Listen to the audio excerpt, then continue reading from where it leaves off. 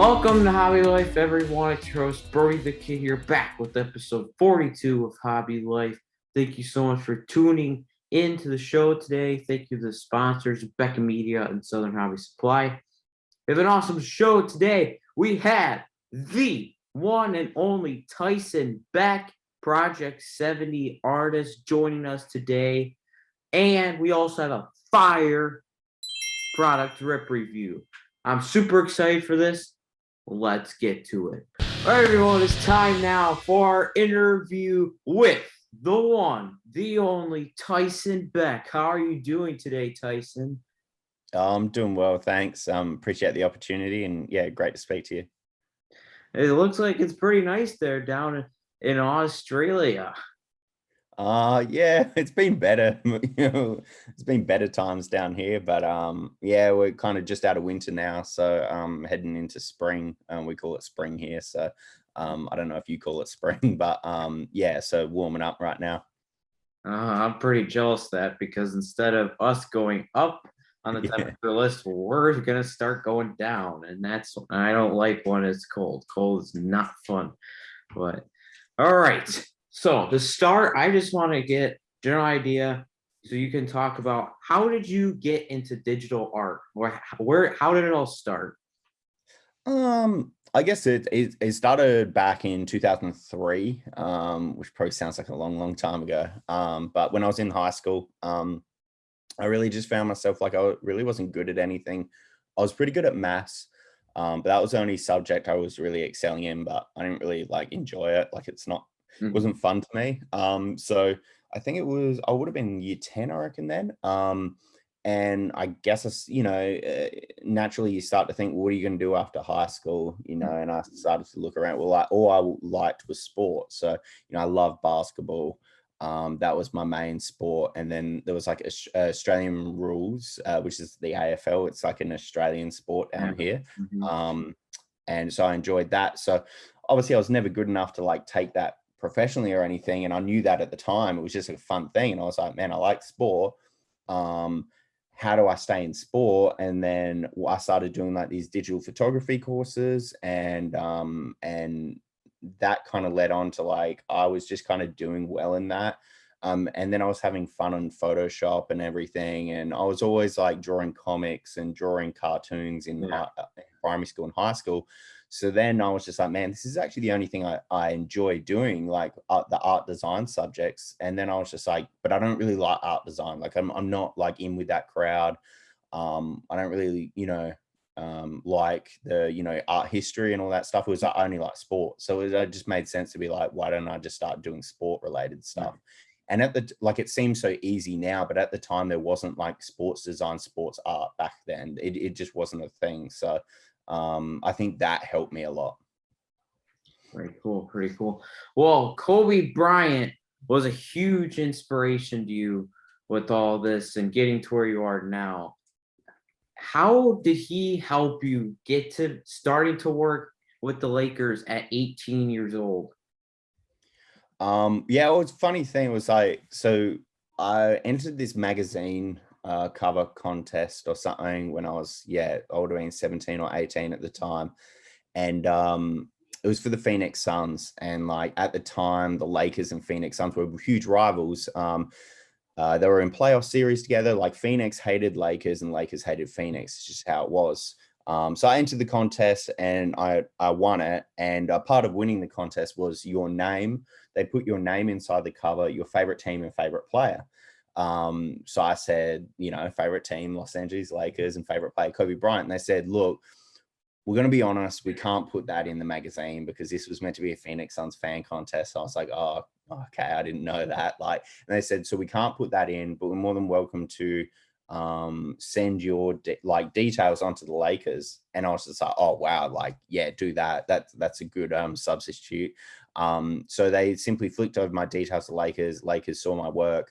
And then reached back out to me and then said, hey, do you want to start freelancing with us? And that's kind of how it was. And I mean, being at 18, I guess it was a bit surreal because like, sometimes people work for decades to like get like tick off bucket list type things. And to do that at 18, that was unreal. Going into a bank with the check, like back then they used to send out checks to me and with the Lakers logo on it. And it was funny going to a bank in Australia and they thought I played for the Lakers. And I was like, I don't play, I just do some design work for them. But yeah, that was cool. And then, so it was nothing to do with Kobe while I got connected with the Lakers, but then how I really kind of began to work with Kobe was just through his website. He had a community. It was kb24.com. He had his own website, forum and everything. It was like a really cool community then. And, you know, obviously being a massive Kobe fan, I joined that. And, you know, I just started like making stuff on the website, like wallpapers, signatures, avatars, just for fun. I was a kid.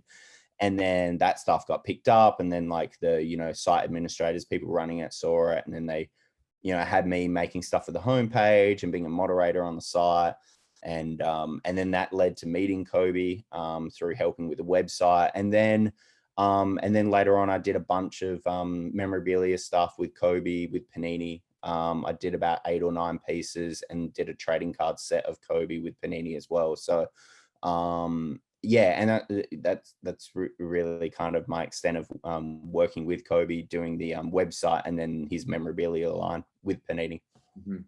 Yeah, I read an article about that Suns magazine contest, so it's pretty funny. But I also read an article that Kobe was in Australia and he came to your house and talked to you for a couple minutes. What was that like?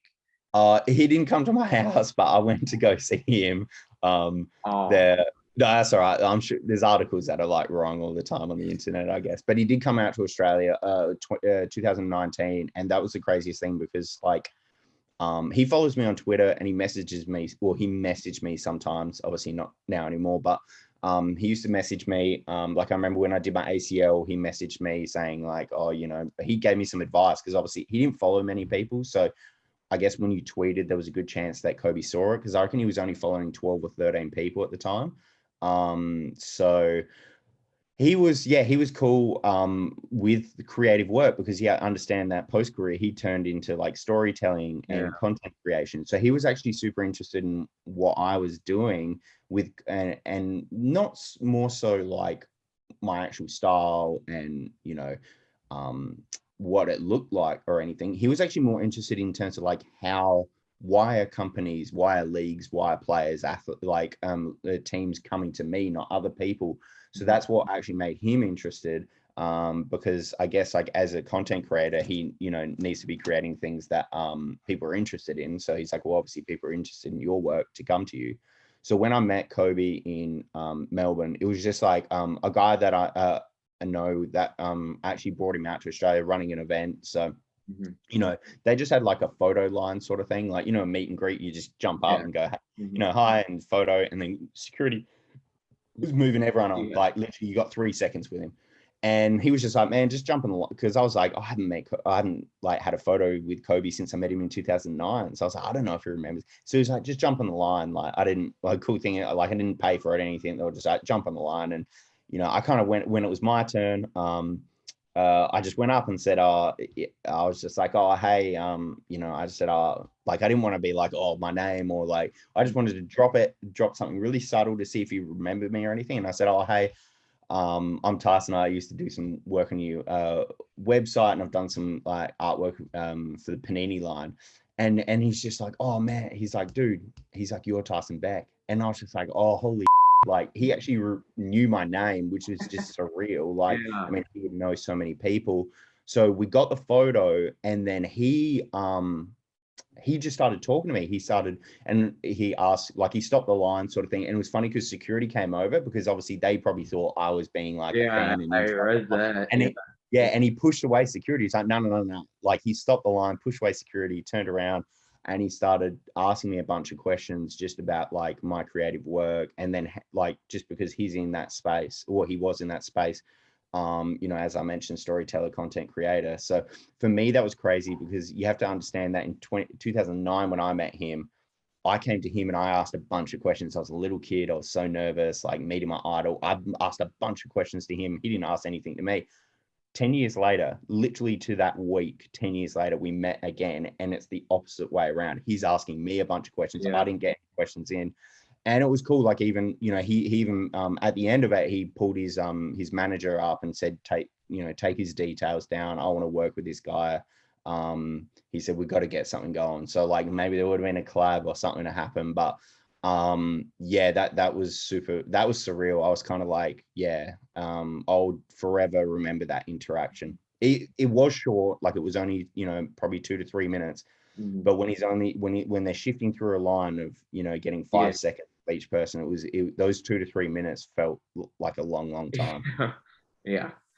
I also have read that you have the largest Kobe Bryant jersey collection in the whole world. I did at the time. I would assume I still do now.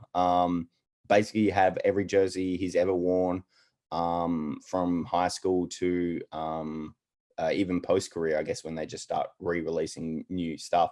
I don't know, like a lot of people, friends and everything, they collect sneakers, like shoes and I just, when I bought sneakers, I wore them to play basketball. I never got into sneaker collecting. I was kind of off track. I used to collect trading cards when I was younger. And then at the stage when kind of Topps lost the license, Panini took over, I started, I liked it when there was a lot of companies making NBA cards, and I used to collect then, but I kind of stopped around like 2006, 2007, around that time. And yeah, I just started like obsessively collecting jerseys and buying jerseys. Like I've even got like, there was a lockout, I think it was 2011 maybe, there was a lockout, NBA lockout. And like the season was like postponed, and there was like a random all-star, like they got a bunch of all-stars and they played in Manila in the Philippines. And I've even got he played 2 games there, and he wore 2 jerseys, like home and away. And I've got the Manila Smart All-Stars jersey. Like a lot of people, when I go through that, they're like, oh, that's a fake jersey. I was like, no, it's a real jersey. Like he played in an all-star game in Manila during the lockout. I've even got that. I've got obviously his high school, and then all the all-star jerseys, the whatever, how many he made, maybe 17, 18, even the ones he made and didn't play in. And then, yeah, just the Laker jerseys, and then more recent, like the Nike, what do you call it, city editions, that kind of stuff. So I think there's between 50 to 60 different ones that I've got. That's pretty crazy. That's a lot of jerseys. That's pretty awesome. Yeah. He was an awesome basketball player and an awesome man off the court for sure. Yeah, all right. Let's take a turn to Topps. Now let's talk about Project 2020 and Project 70. So you've been an artist for both of them. Tell us just about your experience with being in both of these and what's to come. Maybe a fellow Australian pitcher named Liam Hendricks could be on the board. Yeah, it's funny. I wanted to do, like, obviously Project 2020, we couldn't pick our subject. We were restricted to specific player, specific card. Project 70, we had the ability to select any player, any current player, I believe. And then there's a list of about 300 retired players we can select from, ones that Topps had the license to. So not all of them, obviously not all retired players, but one of the first things I did look at Australians. Like I was like, I want to do like an Australian baseball player, and I'm not like huge into baseball. I guess like baseball's not a massive thing over here. And I was pretty surprised to find out that like there's not really been an amazing Australian baseball player. Like whereas other sports, like there's usually one Australian that's kind of iconic in or something. So I think there's a pretty good one at the moment for Chicago White Sox. Is that but yeah, so he might be on the radar. I'm trying to figure out the rest of my list. That's been fun. I definitely did want to do an Aussie. I guess he's probably the best of all time. For Australians, we don't actually have a rich history of baseball players. But yeah, in regards to Project 20, Project 2020, Project 70, I don't know if you were into like Project 2020 or you just kind of. We have a lot. Okay, you got a lot. Yeah, I mean that was such a I just got this one in. Oh, nice. Yeah. Are you a Chicago White Sox fan? Yeah. Nice. No, that's why you mentioned. Cool. I wish I would have got a foil. That would. Oh, Yeah. that's Oh, dude, hard. the foils look really nice on those Yeah. ones. Yeah, that's one of the better foils. Some of them work better than others depending on the design. But yeah, that one looks really good. But yeah, Project 2020 was such like a crazy ride because, you know, understand that we went into it, us artists, with no expectations. Mhm. Like, you know, we went into it like, I remember my the Doc Gooden card that I bought. Sorry, when I made, I only bought 10 of them. For like obviously 20 bucks, whatever it was. We got a discount as artists, so I bought 10 of them. The print run was about 1,000 or 10,000 or so. Mhm. And then I was just like, oh, okay, cool, like we get royalties off that, whatever, like that's just going to be kind of like a you know, just a small check sort of thing, just help us plot along. But yeah, and then it's just like that card literally like 2 months down the track, or even not even that, maybe six weeks down the track, I'm starting to see people message me going like, "Oh, dude, like that $20 card that I bought of yours, I resold it for 3,000 US." And I was like, "What?" And I'd gone to eBay and like not even like listed. It was literally sold. There was like there was consistent sales above $2,000 to $4,000 US for a base card that cost 20 bucks. I was like, Yeah. that cannot be real. So just before then, when it started climbing up to like $100 a card, I bought like maybe 20 or 30 extras, I think. And I ended up buying for $100 So the funny story is that like I would have spent way more buying that card than I did to even get paid to design it, because I was stupid enough to only buy 10 of them. I should have bought more. And then obviously I autographed them. I autographed and sold them for like $75. And that was like a week before the base card, like obviously not autographed, was reselling for like $1,500, $2,000. I was like, oh God. But it was such a crazy ride because obviously that Yeah. didn't stay like that. You know, it was a roller coaster, went up and down, up and down. And, you know, we had crazy print runs and, you know, it was just insane. But I think it brought out the best and the worst of the community. You know, there was obviously a lot of people like in it, you know, just trying to get stuff to, you know, buy and resell, which isn't a bad thing, obviously. But like, there was just like, you know, I would get like emails, like, you know, just like really nasty emails sort of thing. Like I would get people like talk like messaging me like abusive emails about the Doc Gooden card reselling for like $2,000 to $3,000 and how I'm such like a selfish person and everything. And it's just like, I can't control the secondary market. And also I don't get $1 of those sales. Like I don't understand what people think. So yeah, that was kind of interesting. But yeah, as it went on, like it started to obviously like get like a better baseline level, the hype ran out.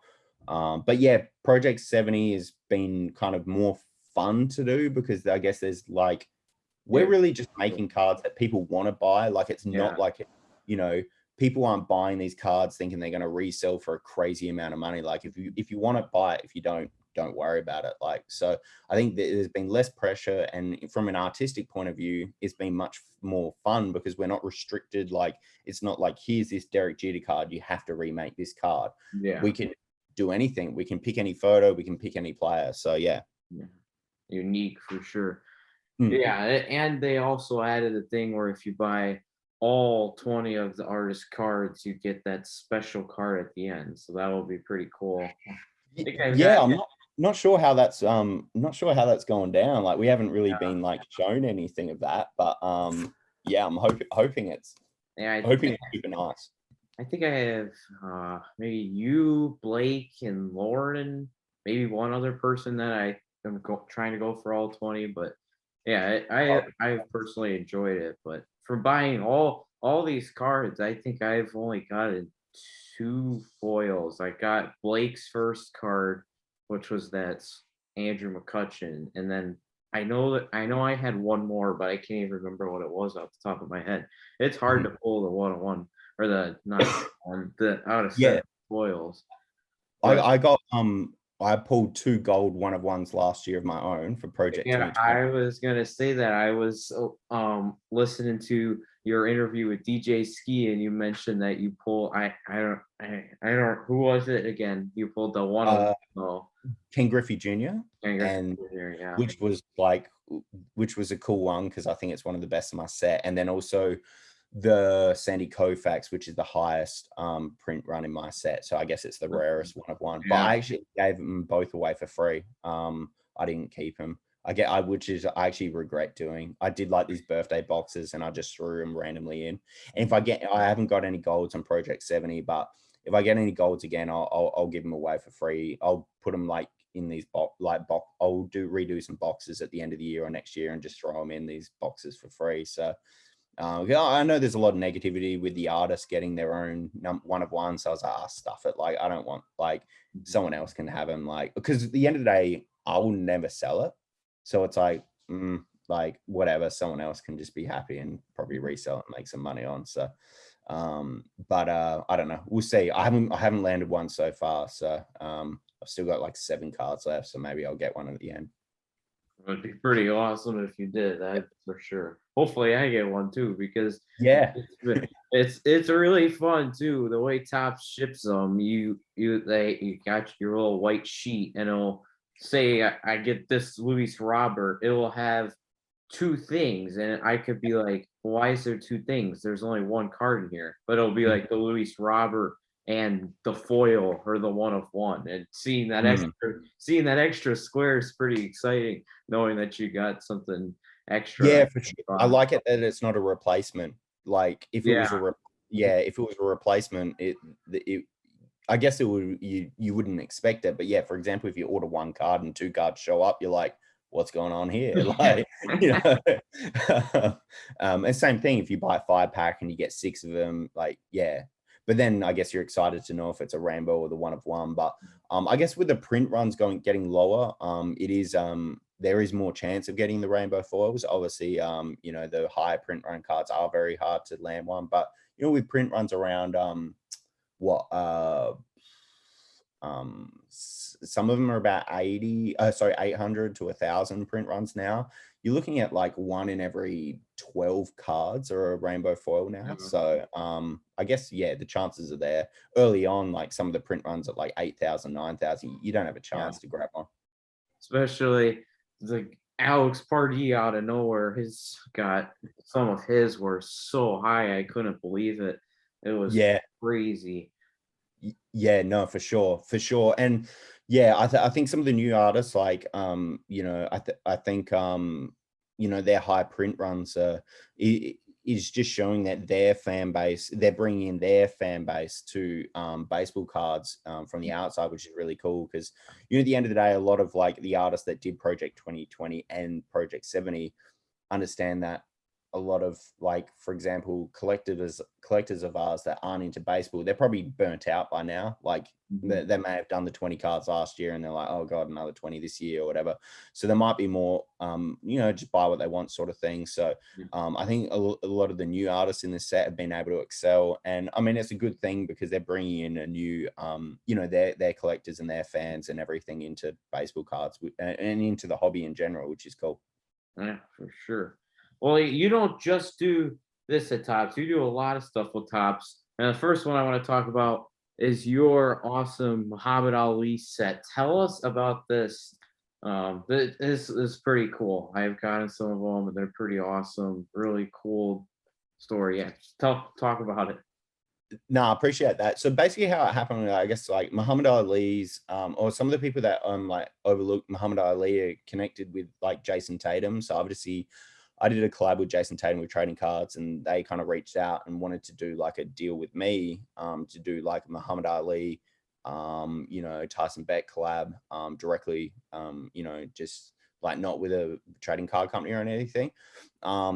And for me, like financially, it just didn't make sense. So, but they told me like Topps were like in the process of like, sorting out a deal with Muhammad Ali's estate. So I was just like, man, it makes so much sense. Just like instead of me like, having a lot of upfront risk and paying for a licensing fee, just for Topps to do it, and then just me just to design with Topps and then just get a royalty on the sales. So that's kind of how it happened. they were like pitching offers and everything, and obviously Topps was able to get the license, and their trading card set, and they were just like, yeah, like just jump on that. So for me it was a great thing, because I was still able to make Muhammad Ali cards, and then I was able to do it with Topps, and they can handle printing, shipping, orders, all that stuff. And it's been fun. I'm doing a 10 card set, so I think we're 6 cards through or something. The next one should be out soon. It's one per month I'm doing. It's like a subset, Yeah. Rumble in the Jungle subset. So that's been fun, for sure. And again, it's just like cool to do different sports. Boxing cards aren't really like that. There's not that much out there, so I think it's been fun. Yeah. Yeah, it's very unique, very cool. And there's another thing. Not only can you buy Tyson's cards off Topps website, you can also pull Tyson Beck art cards, if I don't get a glare on them here, from 2021 Topps Fire, Mhm. the flamethrowers, and rookie. I've never. Ignition, I think it's rookie ignition. Yeah, I've never been able to say that word right. It's all good. No, I appreciate that. Yeah, Topps Fire's a cool little set. Yeah, Dig that's on. nice. Actually, I haven't seen him. So that's cool to see. Dig on Is a that like a numbered? Is that the rare numbered version or something? Because that No, this one is a number. I think there's like blaster exclusive gold version. You get like oh, full. 'cause I haven't seen a gold version, but yeah, that's They look really nice in person.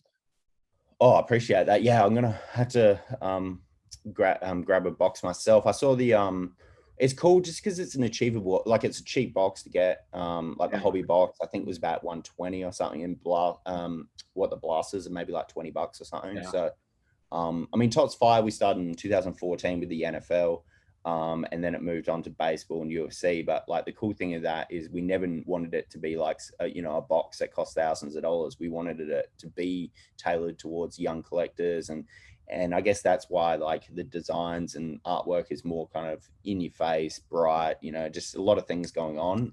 Not a conservative kind of look, or traditional baseball card look. So I think we've been able to achieve that, and it's cool to see that brand still go on with Fire. Also, there's an insert that I did in Bowman Chrome. I forgot the name of it. There's an insert in that on mine, which is like a case hit, which is pretty cool. So that's kind of like a hard thing to get. I can't remember the odds, but it's pretty hard to pull one, I think. yeah. These fires, yeah, it's a great one for kids. You guys watching can find it at Target and stuff like that.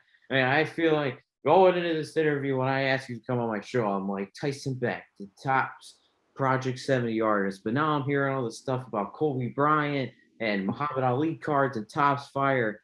It doesn't even stop there, because the main reason I asked you to come on was your new Justin Fields cards that came out on your website. And I have to say, I did buy one myself Good because man. I Appreciate I had it. to. They're just so cool. Tell us about this, because this was pretty awesome, and especially after watching him beat the Lions and play pretty well, it's very cool. Yeah, he had a good second start. Obviously his first start he struggled a bit in. Obviously, we all know that. But he's a rookie, plenty of upside. And Chicago, has been waiting for a quarterback. So hopefully he can be your guy. I know you're a Bears fan, so Literally forever. Nobody's ever yeah, gone for 4,000 yards. And yeah. So hopefully he's the one. yeah, But I think he uh, will be. yeah. Well, I mean, people jump off so early, like it's ridiculous. Like, what they're saying, like Patrick Mahomes only played one game as a rookie. So like, we just yeah, people need to give it time and everything. And, hopefully it works out, and there's a huge career in Chicago with him. But I mean, he's a massively hyped up rookie, for good reason. Like, dominated high school, college. has a really good Okay, record. Ohio State. Yeah. So for me, it just made sense. Like, I do collabs directly with athletes. I did with one with Devontae Smith, of the he Heisman winner, obviously, with Alabama. So I did that. And then just with I can't remember how it's, but like basically like with my collab with Devontae Smith, I think Justin Fields ended up seeing it and wanted to do one. So it was like simple as that. And was like, cool, well, let's make it happen. So I signed him up in around maybe March. I didn't know what team he was going to. We didn't know where he was going to get drafted, but it was obviously going to be a product that we were going to put out later. So signed up Justin around about March in my, I think around about March. And then just how these collabs work, I work on the cards, get the, athletes to approve the cards, look over the artwork. He's a massive fan of them. Like, the cool thing is they sit and sign like a lot of cards. And when they see mine, they generally a little bit like taken back in terms of like what they look like, because it's not what they're used to signing. Like, it's a little bit more unique to the player, or just different. Like, so he loved him, and looking forward to getting him out to people. And it was a successful drop. And I'll have another drop coming out. We split it in two, so I'll have like patch autos and stuff, which are worn, which is a cool thing, just because like I know a lot of patch cards these days, especially by rookies. It's just like a random jersey or random material thrown in. So it's worn by Justin, which is a cool thing. But yeah, it was cool to see the reaction. And mainly I do basketball players, just because that's where my passion is. So it's always really cool to do some football players and get some good feedback. Oh yeah, awesome! I was really glad the Bears took crazy in my town when they picked them, because it felt like we finally did it. We finally made a good pick, and I think he's the one. And I'm glad they got to play the Lions after a bad start, because even in Australia, people know that the Lions aren't very good. I'm just gonna say it. The Lions don't have a great reputation in the NFL. They haven't. They've never done anything. So, but yeah, I'm really glad for him. Hopefully there's more games like that coming up. I know you guys got the Lions again on Thanksgiving, so that should be a pretty big game. But yeah, hopefully you can play out the rest of the season, starting, and can play really well. But when you look at the other rookies, like Trevor, Mac Jones, Zach Wilson, they're all winless or barely won a game. So Zach got lucky in overtime. And then Trey Lance had to come in because Garoppolo got hurt, and he actually played pretty well. He seemed all he was doing, but ding ding ding ding ding, freeze! It's time for the interrupting game show. Do, do, do, do, do. This is the part of the show where Brody the Kid asks our guests questions that don't matter. The answers don't really matter. But if Tyson scores 557 billion points, someone in the live chat is going to win a prize. Yeah. Are you up for the challenge, Tyson Beck? Yeah, count me in. All right, are you ready? Yeah. Oh, Got yeah. Cards? I thought. Are you sure you're ready? I thought you were holding them, but no, they're over here. And begin. Favorite snack food? Do I have to answer these quickly, or can I think? Rapid fire. Oh, rapid fire. Chips. Binders or penny sleeves? Penny sleeves. Sleep in or wake up early? Oh, sleep in. I have with you on that one. Would you rather have hair made of spaghetti or arms that glow in the dark? Arms that glow in the dark. That'd be pretty cool. Favorite Halloween candy that you'll be enjoying while I'm here waiting for Halloween October 30th? Chocolate, like any mint chocolate. Dark mint chocolate, actually. Dark mint chocolate. Dark mint chocolate. Interesting. Would you rather sing the national anthem at the NBA Finals or have a boxing match with the kangaroo? Or I'd say Speaking of boxing fair. match. I'd say boxing match with a kangaroo. Yeah, singing it's too much pressure. Too much. Yeah. Day at the beach or day in the city? Day at the beach. Yeah. What was your best Halloween costume as a kid? Jeez. I don't. We don't really do Halloween here. I've never done it. What? Yeah, we Okay. I was loving Australia, and then all of a sudden now they're telling me they don't do Halloween in Australia. no. It's popular now with kids. Like it's just becoming a thing now. I think with like obviously like social media and everything, like people Yeah, just get figured it trends. out. Yeah. But when I was a kid, it wasn't a thing. Like we didn't have it. Yeah, I've never done it myself. I'll do it with my daughter. So maybe I'll dress up then, but I haven't had a costume because I haven't done it before. Freeze! Tyson gets an extra 1 million bonus points because that's a very sad story. Okay. Where were we? Favorite cartoon character? Oh, geez. I like Rocco from Rocco's Modern Life. I don't know if you know that. Probably not. 500 bonus points if you do an impression right now. Of Rocco. Yeah. I don't know. He's a little kangaroo. I don't know what I don't know how he talks. Hello, my name is Rocco. I don't know. I don't even know. He's just like a little kangaroo. I don't know. That was a pretty bad one. Okay. 1 million trillion bonus points if Liam Hendricks is your next card in Project 70. Oh, he's not. It's Hank Aaron. So We'll lose 1 million points, but I'll take Hank Aaron. That's pretty cool. And because I need to know, who is your favorite Disney princess? I don't know. I don't know. Cinderella, maybe. I don't know. Rags to riches story. I don't know. Cinderella's a good one. Probably top 5 for me. Ding, ding, ding, ding, ding.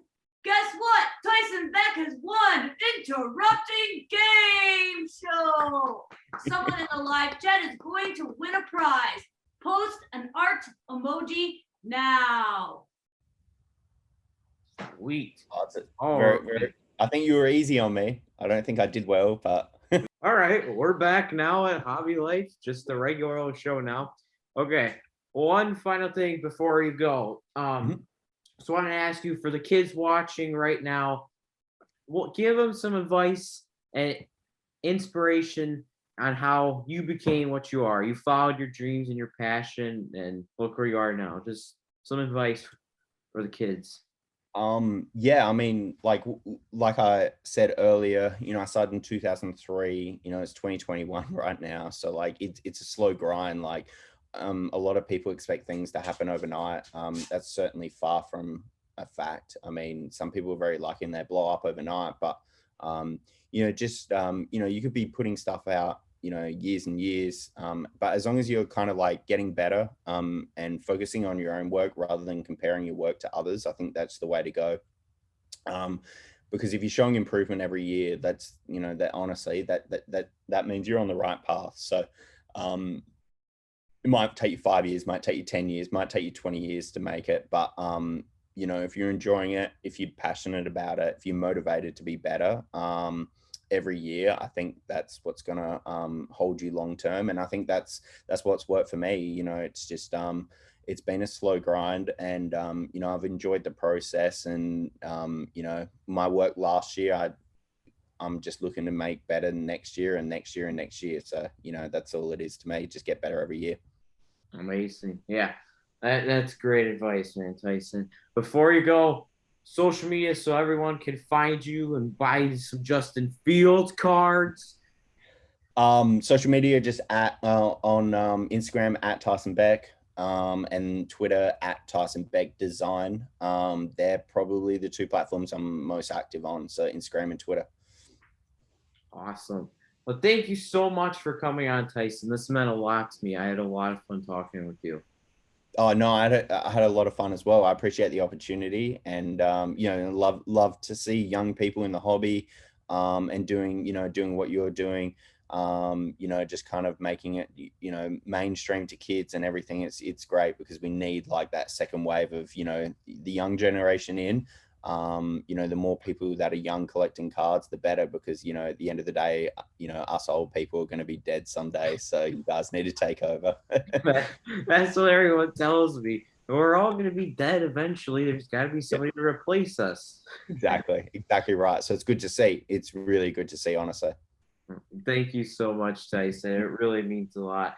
So peace out to the Tyson Beck. See you guys. Product Rip Review. Everyone, it's time now for Product Rip Review, and we've got Topps Fire. You know that we had to do it with Tyson Beck being in Topps Fire. This is a blaster box. You can get these for $20 at your Target, which is pretty awesome. 7 packs. There's gonna be 4 gold minted parallels inside.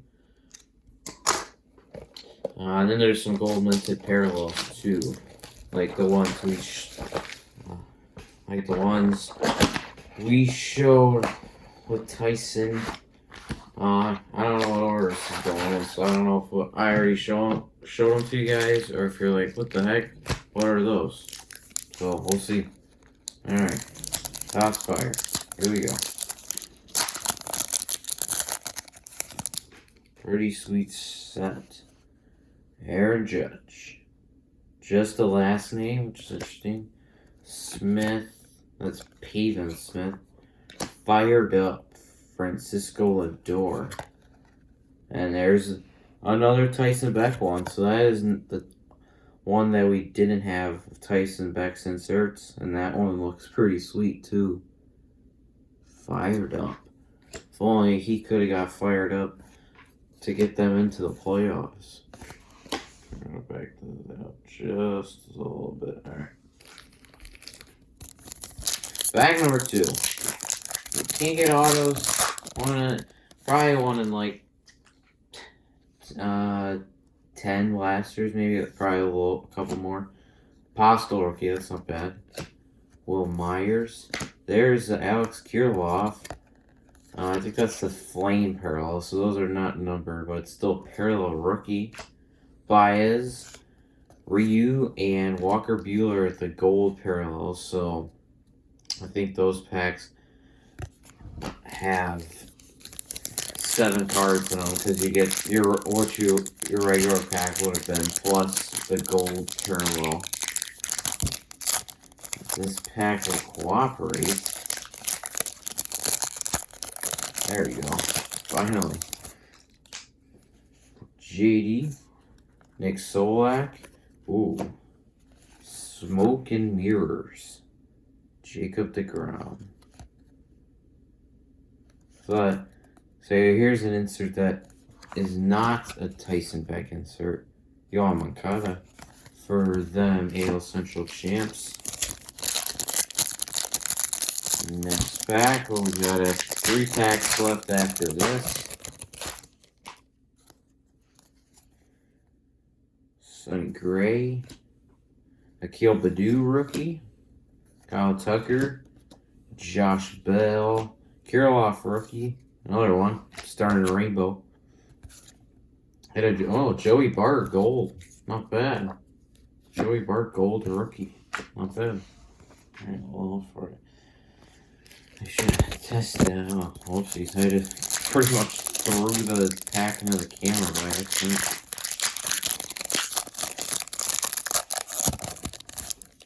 Alright. Ken Griffey. That's cool. Miggy 500 Club. Henderson Flamethrowers. Trevor Bauer. And who makes these cards? It is Tyson Beck. Jared Kelenic rookie, that's a nice one. Oh, I don't think I got a great look at that one. There you go. Paul Goldschmidt, and a rookie gold of Kohei Hara? I have no idea. Rangers rookie pitcher. There you go. It's a rookie, though, so not bad. Come on, Mr. Pete, come up. Give us an auto. Matt Olson, Dylan Bundy. There's that flame parallel. McKenzie rookie, Aguilar, and Nick Madrigal rookie. That's pretty cool. I'm still gonna like Nick Madrigal even though he's on the Cubs, because I think the Sox made a dumb move getting rid of him. Trevor Rogers, he's got that weird delivery and it messes people up. And there's a cool one. Rookie ignition, Garrett Crochet for my White Sox by Tyson Beck. So that's pretty sweet. I like that one a lot. Nice. Cody. There's another Crochet. So I just got the one of Tyson's inserts and the base in the same pack. Sick. Love it for the PC. And then a Corey Seager gold. So here, a little recap of probably the better stuff from that box.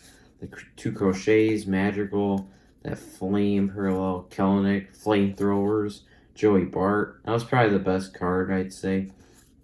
Kirilloff, or that Kirilloff's pretty cool too. And Frankie Lindor. Alright, so fun break. Get your Tyson Beck cards inside of there. Let's move on with the show. Product review.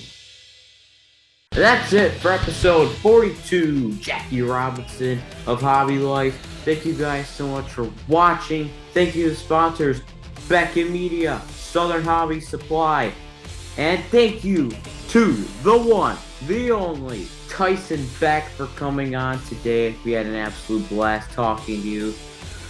Remember, you can follow me on Twitter at BrodyTK, on Instagram at Brody The Kid 1, and you can read my blog, Riiip with Brody The Kid at BigLeagueCards.com. Should be getting a new one up there very, very soon. And make sure you stay active on my social medias because we will be giving away some Tyson Beck cards, courtesy of Tyson. Thank you so much, man. I had an awesome time talking to you, and thank you so much for the giveaways. So we will see you for episode 43 in 2 weeks. Have a good time. Enjoy some football. Enjoy the MLB playoffs. Enjoy the start of the NBA and the NHL. Until then, peace out.